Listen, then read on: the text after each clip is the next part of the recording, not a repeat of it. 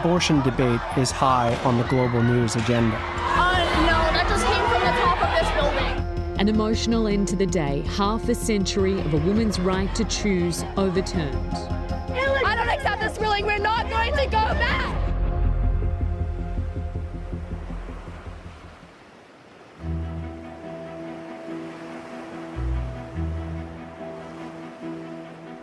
For over 20 years, Dr. Rebecca Gomperts has used the ocean to circumvent national laws. No, I don't think of myself as an outlaw. Can I think of another word? I'm a legal loophole. That's what I am. Dr. Gomperts is part of a band of mavericks and changemakers I've encountered in the ungoverned realm of the high seas, exploiting its lawlessness.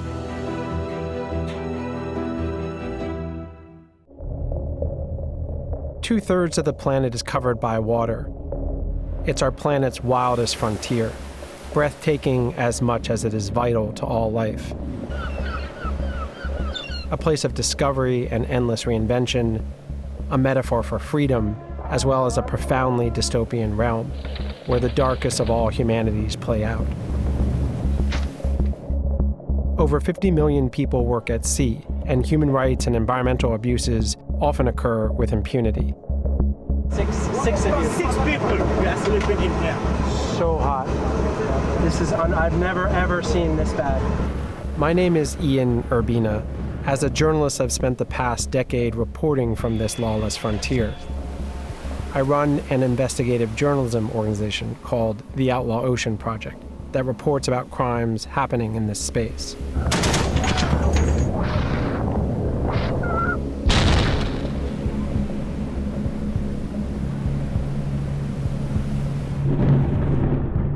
This is the Outlaw Ocean.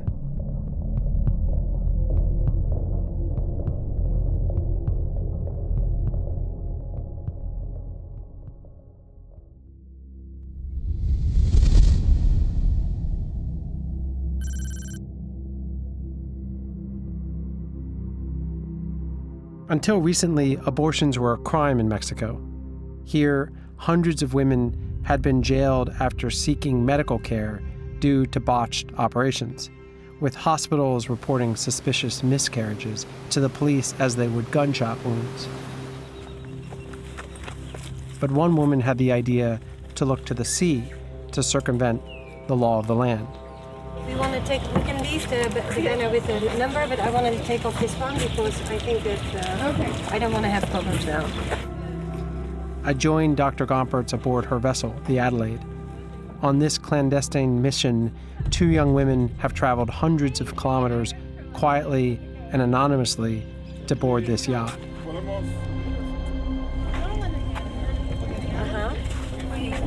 Okay, all right, I'm gonna go up to the front and push it off. It's clear back there, right? Viene. Yeah, put it forward. All right.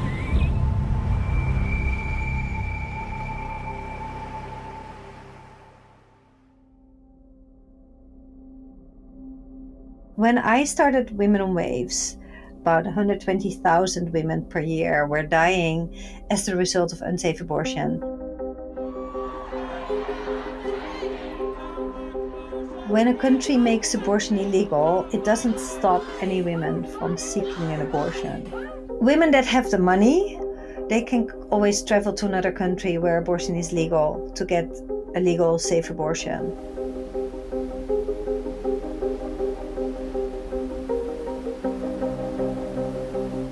The poor women that don't have these resources cannot. What it does, it's making her take risk, health risk, and her life risks in order to get it.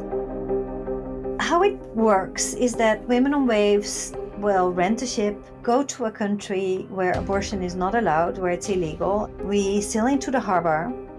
There we can take women on board. We're sailing to international waters, and international waters is 12 miles outside the coast. And in international waters, the local laws don't apply anymore, and it's only the laws of the sea.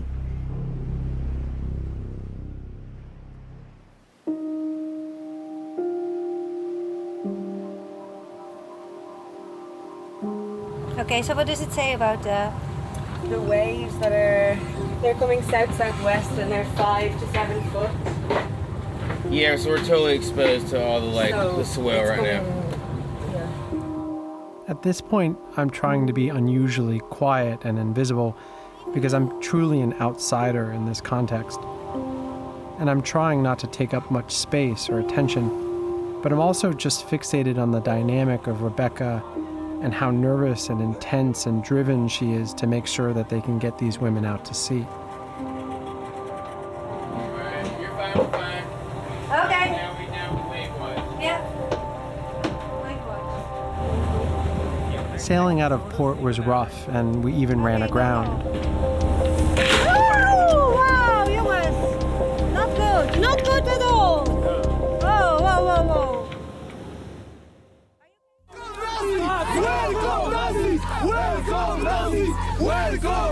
Women on waves is highly controversial and has always been challenged, often violently.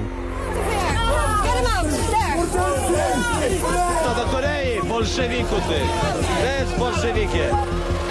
They have faced countless death threats over the years. Watch out, there. They can't go on the back. We have to go back, and we don't want them to jump on. We don't want them to protect on the ship. Come on. Yet stringent laws in these countries have never stopped abortions, only pushed them underground, forcing women to seek often unsafe procedures. We're not going into sea to break any laws. It's really to support the human rights, and so the universal human laws that we are supporting. We are looking for these loopholes to make sure that women have justice.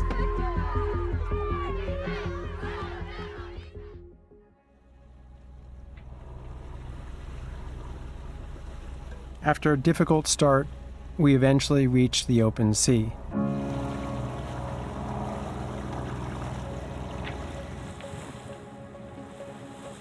We had a GPS and had the spot outside international waters marked on the GPS and on the map. And so we even went out a little bit further. Then when we were there, we contacted the customs again with the radio, said we're now in international waters.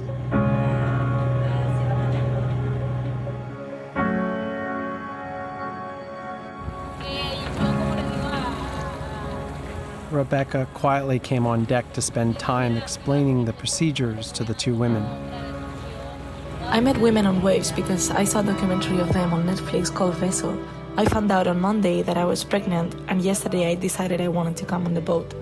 I think the boat shows the absurdity of the laws and the absurdity of being lucky to be in one place and not another, where you can have access to the rights you deserve. But you don't want to think about how we're going to do it? Perhaps you want to come with me, those things, both of you? So my role as the doctor is to make sure that the woman that she's an unwanted pregnancy, that she's taking the decision to end the pregnancy in free will. I make an ultrasound to make sure that she's not pregnant too long, and that she can still use the pills, which was of course the case. And I make sure that she understands how it works. She understood, and she chose to swallow the tablet.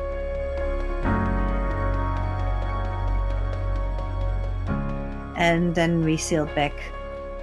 And when we entered the harbor again, we said, we are here again. And that was it. Rebecca's focus and fearlessness are remarkable.